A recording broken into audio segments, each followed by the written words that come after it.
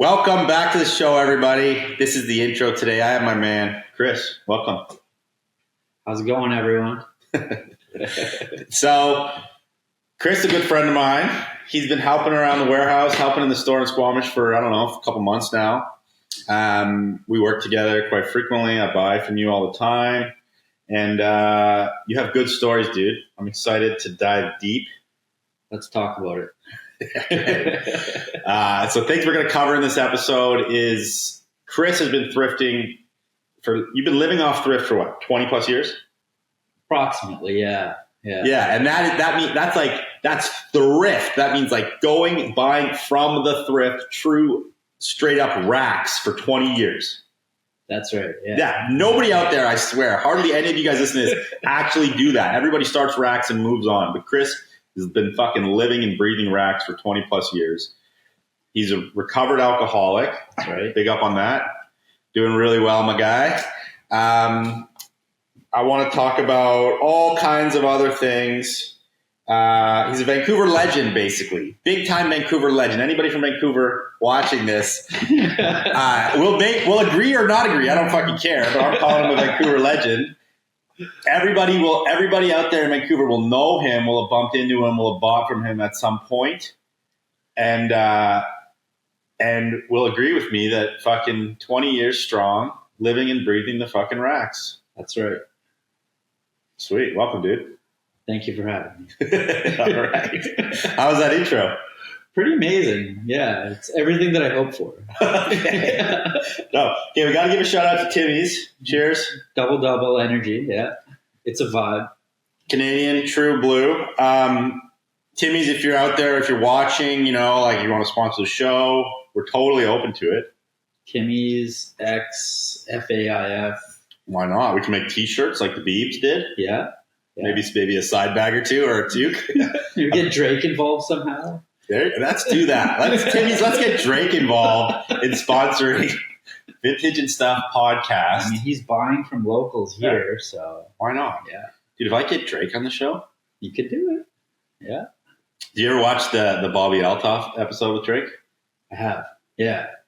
They took it down. He actually was able to maintain his composure for most of it, and it's almost like he broke her, and that's usually her thing. It's true. Yeah. Interesting take. Yeah. He's like sipping on a freaking wine glass full of mimosa or something. But he's got the acting experience, right? True that. Yeah. But then what's the controversy? Why did he take it down? Why did they cancel that episode? Maybe to maintain the continuity of her holding that kind of interviewer. Oh, edge. So maybe she took it down because you're saying that it broke her. Yeah. Okay. She wanted the hierarchy. Possibly. The ego. Okay, so Timmy's and Drake, we want you on the show. Yeah. Sponsor, please. I'll cut you guys a low per episode sponsorship fee. Yeah. Maybe $5-10 grand an episode. It's no big deal. Doubles for life. Yeah, we'll take that too. 10 bits. Okay, so to kick it off here, we will get into your history, but first I want to talk about a specific scenario. I want to talk about this inner city bando that you hit, that you've told me about a couple times, and you've got some cool shit out of there, and I want the whole lowdown. I have a homie from back home, also named Chris, if you're watching. Super dope. I'm sure I'll end up showing it to him. Really rad guy, kind of just like a hash skater guy. Doesn't give a fuck about, anybody's opinion. So he's always been like an East Van kind of guy, living behind Bonds off Broadway. And he was in a teardown. And so the whole neighborhood started going up, bandos everywhere. He found one that had a whole bunch of clothes on the outside of it. A gnarly little garage, a bunch of like illegal little. So that was like piled clothes that they like ripped out of, just piled in the yard or something? They were overflowing from the building to the outside. So to get in, you had to crawl over boxes, like all types of old, like obsolete tools and whatnot, kind of like make your way up this like rickety staircase. In the basement, there was like a waterlogged pool table that was like super weird. The house had been like leaking and totally fucked. It was one of those like architecturally really messed up kind of like Vancouver specials that it really wasn't very official. Anyhow, there was like a bunch of 80s motocross gear. There was in the attic, there was like an NES original Nintendo box. We like got super excited when we saw it, thought that the Nintendo was still in it. But yeah, lots of. So it wasn't in it. It was just the box. No. So we were like, what the fuck? Didn't you sell the box for bad? I did sell the box for $120 because. What? So what's an NES worth if it's in the box? It's got to be $1,000 or something, right? Yeah. So the box is $120 alone. Yeah. Okay. Yeah.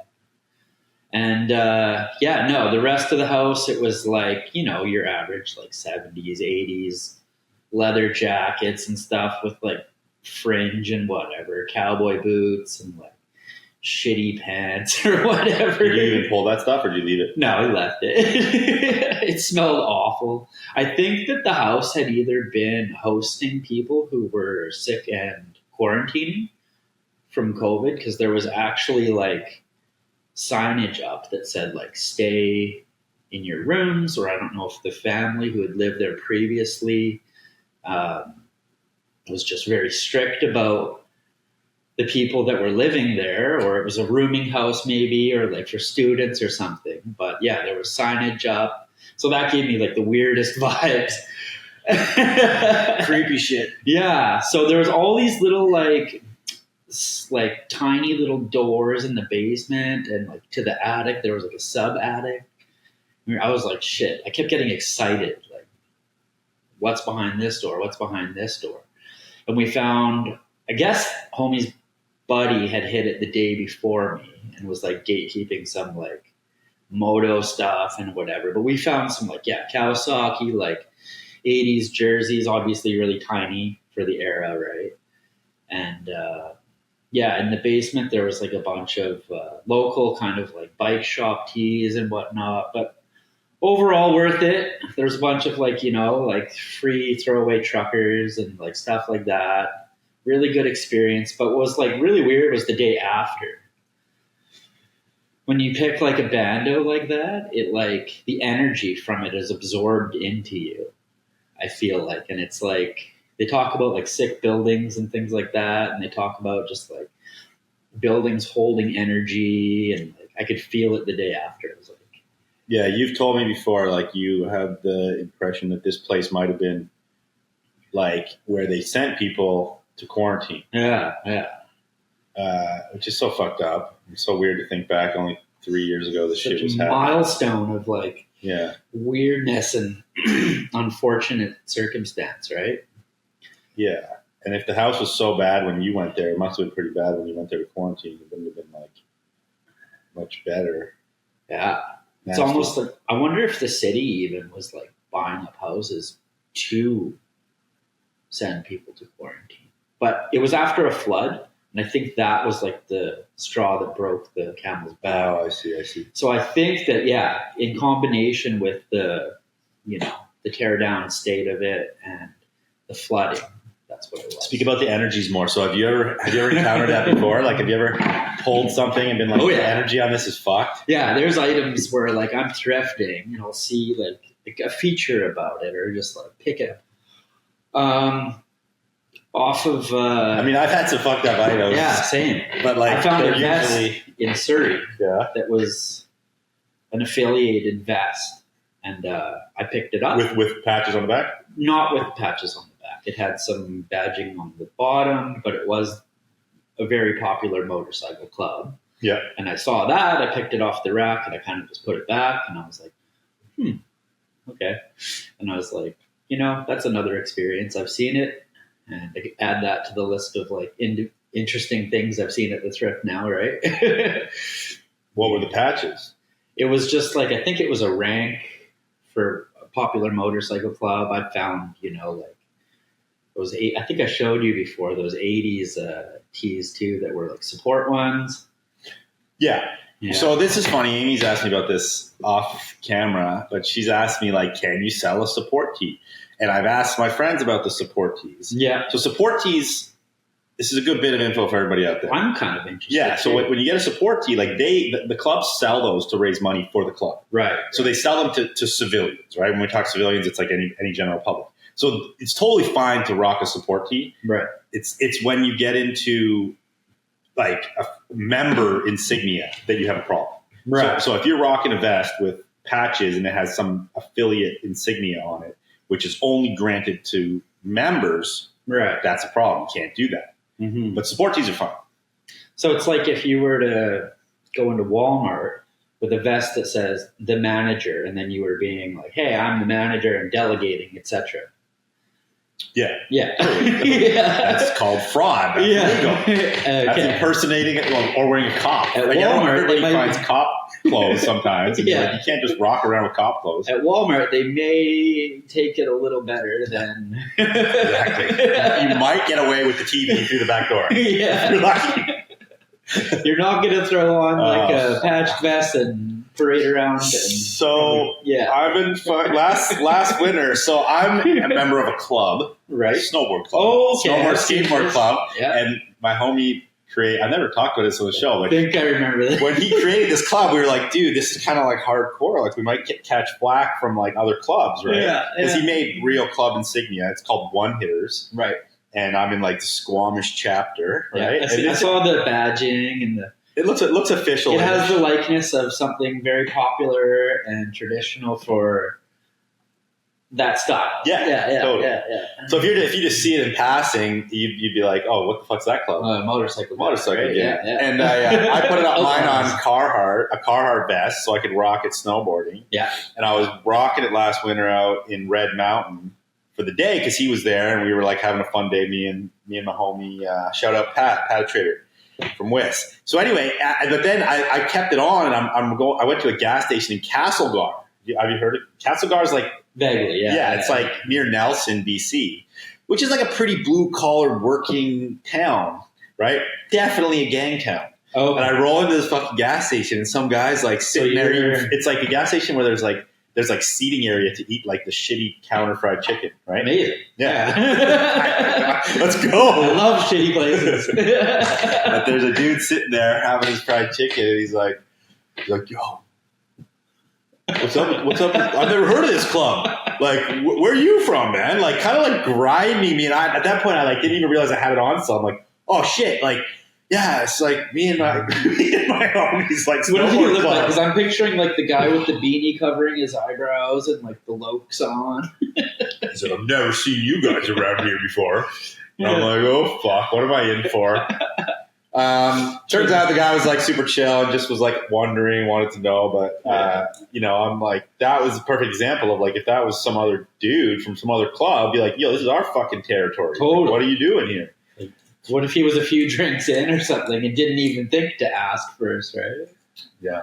So you could definitely like, and I've heard too, on that note, stories of people who have actual vintage gang affiliate stuff. There's an IG account of a guy, right? No? Outlaw a Archive. Few. Yeah, he collects, but again, I'm pretty sure he's got to be like involved somehow. Probably as somebody who knows somebody, but and it's like a collector, right? Yeah, like he's behind closed doors. Like, sure, he's on IG, but he doesn't have that shit's not available to public, right?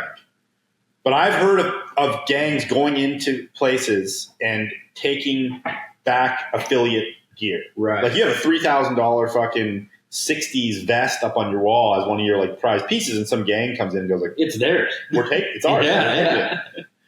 Yeah. Another funny story on that. This is a random topic we went down here, but I'm pretty sure on Outlaw Archive Instagram he posted that I think it was Real Skateboards made a Hell's Angels deck, and they copied the HA logo and made a real deck in the 90s.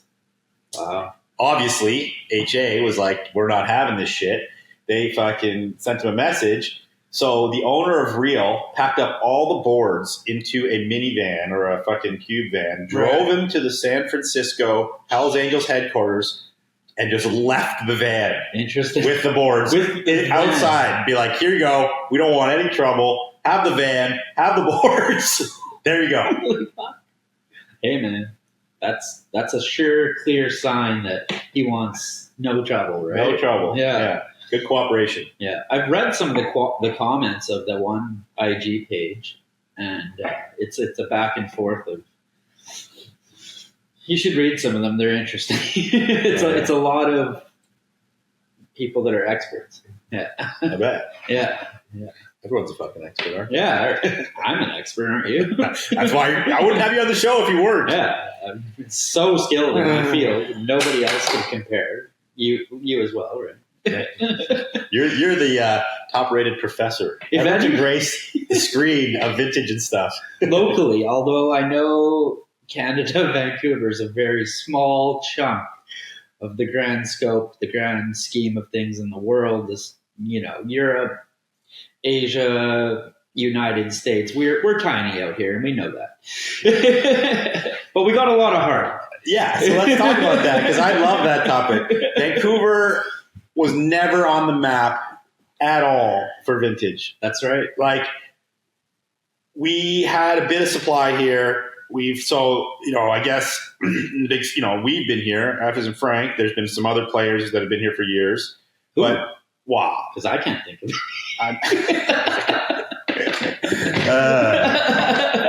And for the longest time, we were going outside of Vancouver to do business. Obviously, we're Toronto affiliated too. Like, we do all our picking in Toronto. We had a store in Toronto, our warehouse in Toronto. But Canada in general, we would go to LA to do all our business. But now, Vancouver has really risen to the challenge of making a vintage scene here.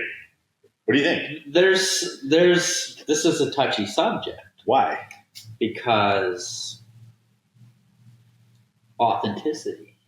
There's a lot, and you knew it was coming when you asked me to get on this podcast. You knew that I would. If anybody wants an opinion about something locally, I will definitely. I am not shy to bring it up, and everybody knows that. So locally, go there. So you're saying locally we have a lack of authenticity. I think in subcultures there has been a decline. And this may be due to the internet age. It may be due to social pressures, media, the need to feel something tangible and real. And I feel like in the subculture of vintage clothing, you get many different genres of music. You get many different influences that also kind of come together, correlate, and form the community that it is locally.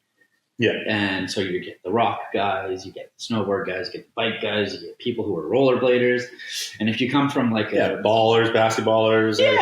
Yeah. So those people are all necessary in order to have a well-rounded selection of inventory, stock, energy, but there's a kind of a turmoil in a sense where when you're coming from these, I guess, subcultures or different sports backgrounds, all of the little, contributing kind of cultures and everything that make the community what it is, there's going to be obviously some people who just want the attention, the energy. They haven't truly really invested a lot of heart into it. And I think in a time, especially for young people that are getting involved. Who are we going to call out? I'm not going to call out anybody. I'm not going to call out anybody at all. Yeah. And I believe that I like this talk. Keep going on. Everybody's inclusion is very important. Quick intermission here from the show to tell you that if you're enjoying this, if you're finding value, if you're learning something, or if you just want to keep listening to almost 2 more hours of me and Chris talk shit, what you want to do is you want to subscribe here on YouTube for the full episode, ad-free, or you want to jump on the Patreon and get your free trial started right now. And after the free trial, you get 1 full week of free, uninterrupted, ad-free podcasts. So much knowledge to learn on there. It is insane. After your free week, it's just $1.25 per episode, which is $5 per month. And I'm telling you, for the education you get, for the knowledge that all these guests drop, it is well worth it. It will exponentially help your business, help your mindset, help you make money. All you got to do is jump on the Patreon and tune in and take notes, baby. Let's go. Link down below in the show notes.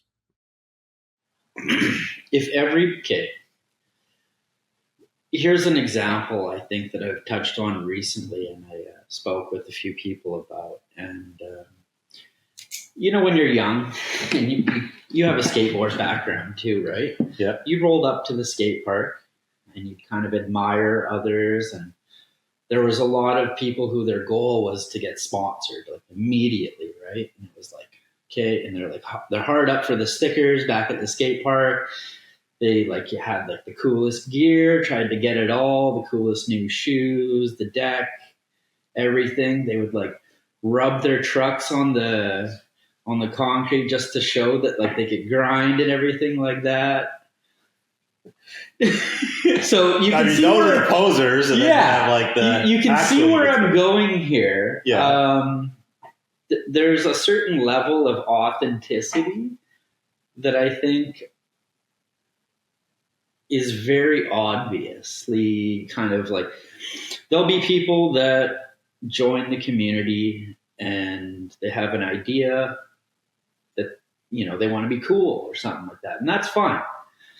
But what I've learned is that the people who are quote unquote cool don't give a fuck about these people, what they're wearing, what they're collecting, the image is You're saying the unauthentic people don't give a fuck about their customers? Or? No, I'm saying that people who are after some credibility. Yeah. That's more important to them than maintaining a lot of the subculture, a lot of the reasons why people have found their place in the community. I feel like it's lost some of its heart. I feel like it's lost some of its true intent. Yeah. I know where you're going with this, kind of specifically. Right. But in a generalized sense of Vancouver, do you feel that? Or are you speaking on certain players more so? There's certain people everywhere and around the world. And you're always going to see people who really just want credibility. And I think that is important, as strange as it is. I was there at one point probably in skateboarding, and a lot of other, you get in where you fit in and you fake it till you make it. And then sometimes in life you end up with the most pure form of your passion, and you kind of realize that, maybe I was kind of that person, whatever. Well, I think a lot of the concept you're describing is ego-based. Potentially, yeah. If you have the ego tells us that we are owed something, or that we have to achieve something, or that, ego can tell you a lot of fucked up things, but, this is something we've been talking about too a lot. Yeah, for sure. Just growth as sober men who are, growing comfortably without ego and pride, and having healthy pride and things like that. Yeah. And I think it's easy for individuals in the vintage community to wear the uniform and have that be their personality. But I don't believe that that's the right intention. I don't believe that that's the reason why I started doing this. I'm going to be fucking honest. And it was for money. I was broke and I needed to survive. As a young kid, I was always very much wide-eyed, full of curiosity, loved pop culture, like a motherfucker, TV, video games and shit. That raised me. My dad went to work from 6 a.m. He got home 6 p.m, left $10 on the table. The older I got, I ended up spending that on pot, but but yeah, it's all that heart, all those building blocks and everything that kind of developed me into where I am now. And I think it's that what's missing in the community is people who are jumping into it and just posing as that's something that they've really wanted. And maybe they're individuals that are missing something in their own life, but they're not aware that how intimate it was in the beginning for others that, have been in. And it doesn't matter how long you've been involved. What matters is fucking authenticity. And I can see. And authenticity lives differently for different people. It's true. Which is like another interesting subject because you don't need to be like down and out. Yeah, your authentic self isn't someone else's authentic self, and it's okay. And you don't need to be like in the gutter to be fucking real. You could have had experiences that have shaped you sitting in a fucking mansion on a gold throne, but you're fucking real because you've lived what you've got from those experiences is real. Nobody can take that from you, and no budget, no fucking t-shirt that you're wearing can define that. So there's no criteria to join the community of vintage clothing and be authentic. You just be your authentic self. And anyone trying to be a part of this, thinking that they have to, have a certain fucking fade on their double knees or, have the coolest fucking dunks. Who cares? Nobody fucking cares. The only membership for fucking joining is being yourself because nobody fucking cares. It's true. Sometimes we get wrapped up and the ego tells us that everybody does care. Yeah. And then that's what holds us back. Yeah. I think, it's true. You look at like the reasons why people are in this, now that we're going down this rabbit hole, it's a rabbit hole. It is. Why are people in this business in the first place? And like the number one thing that comes to my mind is money. Is the first thing, right? That's just like I said. Yeah. It's why you started. And a lot of people probably started that way. Fuck, man. And then you had people that were interested in it for some other reason and then realized they could make a living at it and then went that way. Mm-hmm. There is, I don't know. I think like the addictive personalities tend to come to this business. The thrill of the hunt type guys. Yeah. And that's a big one. And then there's all the other, like, the housewares, the furniture guys, the record guys, the trinket guys, and the comic guys that trickle in through, sneaker guys. Yeah. And this is why this is kind of where I started on this topic was that Vancouver, if you look back to when I first met you, right? Yeah. Where could you go to sell? Me? Maybe Chloe, consignment shops, but they weren't even like they weren't interested in vintage clothes. You could go in there and pick vintage clothes, and they wouldn't want them. They would be like $10 for starter jackets. So there wasn't a market to sell what we were interested in. But you had a counter back in over the top of over the counter at your store. You had when we first opened in Vancouver, we had the over the counter. It was great buying facility. Yeah. Yeah, it was great. Not great for us at the time because everybody brought us a bunch of shit except for you. I brought you the staples, man. But I saw it was on the racks and I grabbed it. But I guess what I got to do is give a shout out to I put Granville Flea as like a partial player in creating Vancouver's scene. Right. What else has contributed to it? I guess I got to give Round 2 a shout out because without Round 2. There wouldn't have been that like sneaker culture boom or sneaker culture vintage boom. Streetwear influenced also. Yeah. Like you look at like Tom from Another, right? What time when Round 2? Yeah. Oh, Round 2, they've probably been out for like 3 years. So it's like 5 years before that, 8 years ago, 10 years ago, maybe they started. Because personally, I was so localized. Yeah. I would say 2016-ish was when they first started being like, felt everywhere. Yeah. But now you look at like Vancouver, right? So this is crazy. Like back then, right? When we're talking the time period of like when I first met you or whatever. Yeah. Which is 2005-ish. Yeah. Yeah. There was not one.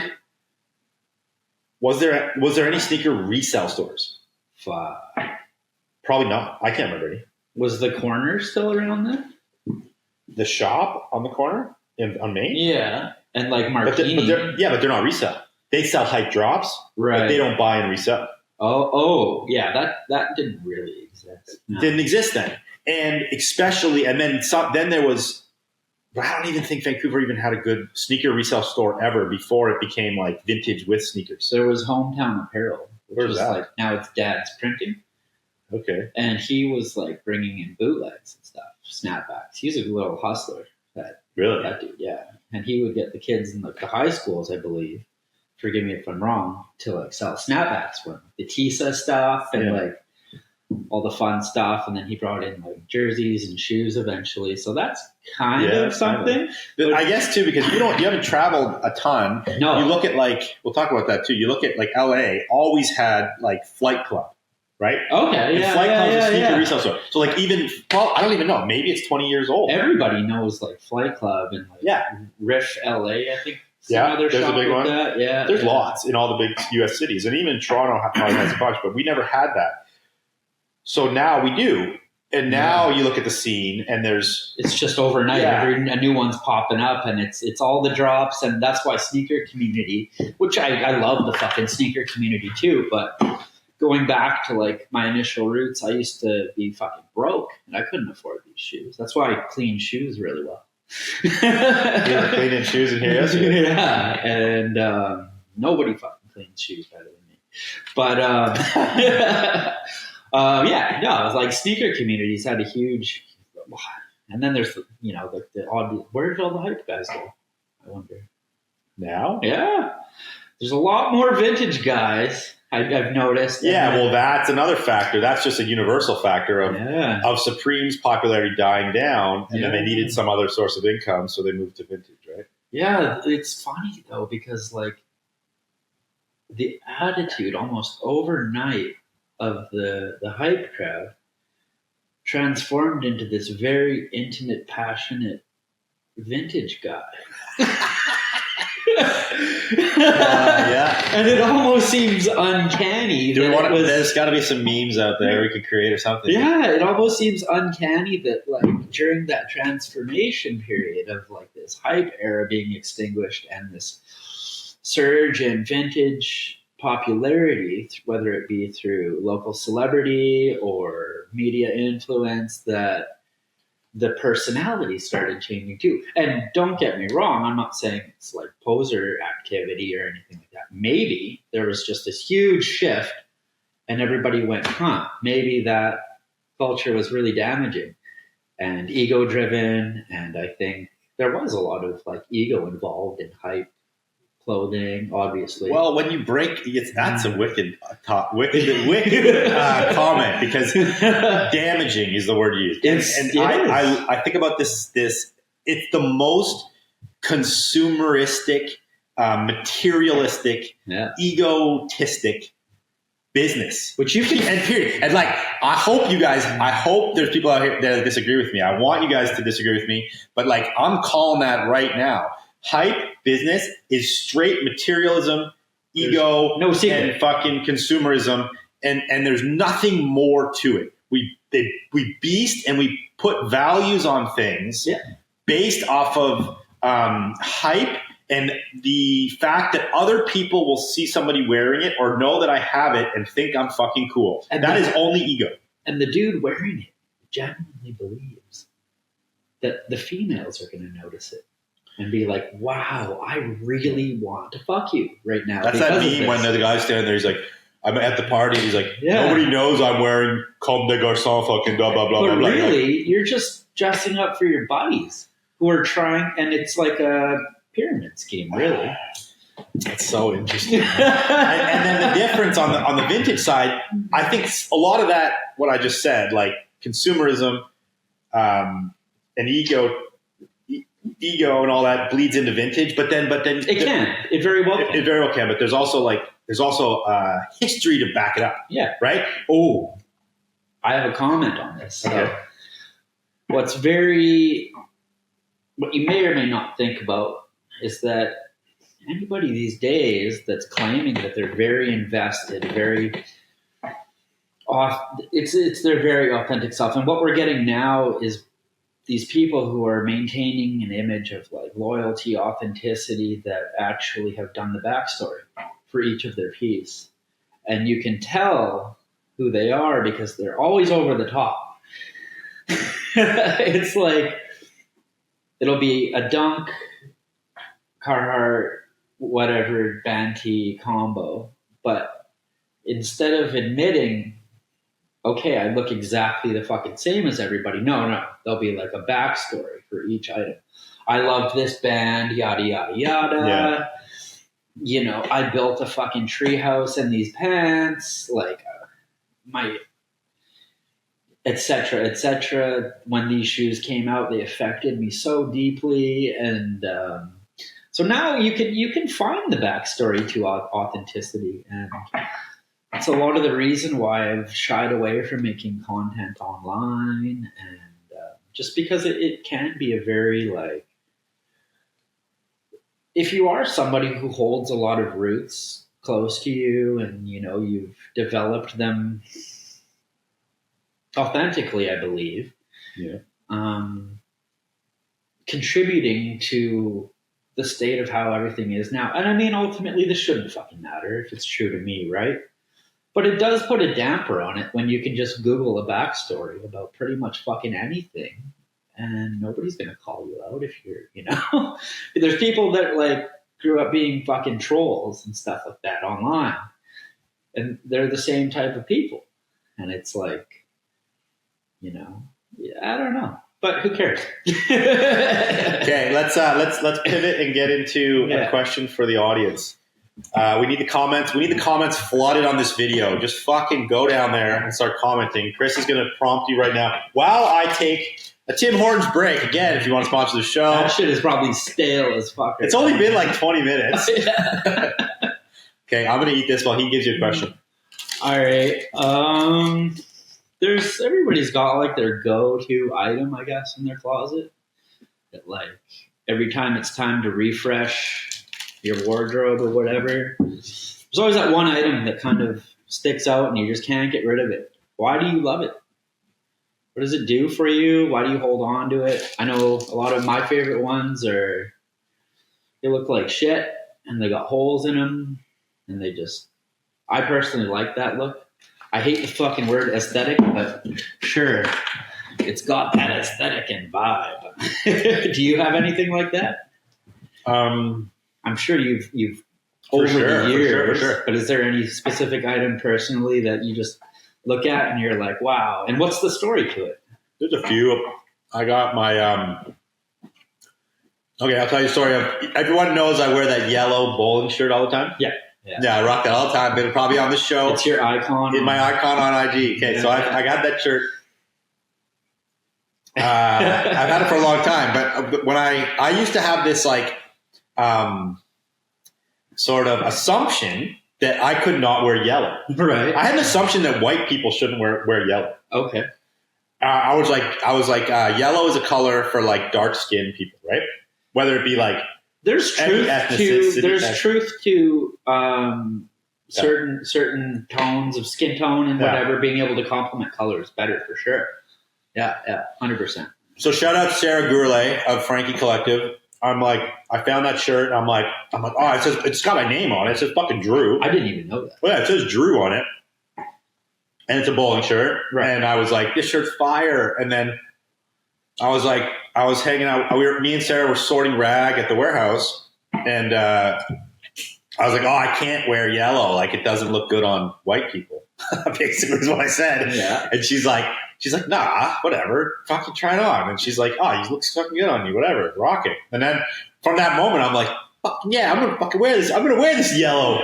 And then, I mean, that was how I got it. And since then, I just really like it, and I've kept it. I have other things in my wardrobe I could talk about, but that's one. So we want to know yours, though, guys. We want to know your pieces. Like, what's that one piece that stands out in your wardrobe that when you refresh, it stays all the time? And what's the backstory of it? Super interesting. Everyone can go read each other's comments, and we just want to hear what you got to say. Very important. Yeah. Okay, so let's dive into more history stuff. So we're talking about, like, Vancouver again. I gave the shout out to back in the day. There was fucking maybe, like, as far as I was aware anyway, there was probably 50 people locally. We would see each other. It was a very, very welcoming, friendly community. You know, Shout out to like Chloe and LJ and all those dudes. When I started thrifting in Surrey, Chloe needs to come on the show. Got to get his episode going anyway. those dudes were always very welcoming, and thanks to all the people like that really showed love back then. It got to the point where, we'd have full carts and give each other stuff. That doesn't happen anymore. No, we got 6 fucking guys waiting at a rack, and they will literally it's like violent energy. I've bumped heads with some people, and they probably know who they are. And I've shared opinions about them too. And I'm no fucking better than anybody else, but we all have to maintain a certain, and this needs to be said. You approach a rack, yeah, and we're the same distance away. Let's say the coffee's the rack, or my phone. You get that half, I get this half, and that's it. This is the ethics of the racks. Yeah, and it's important because without this order, there's fucking chaos. It's just chaos.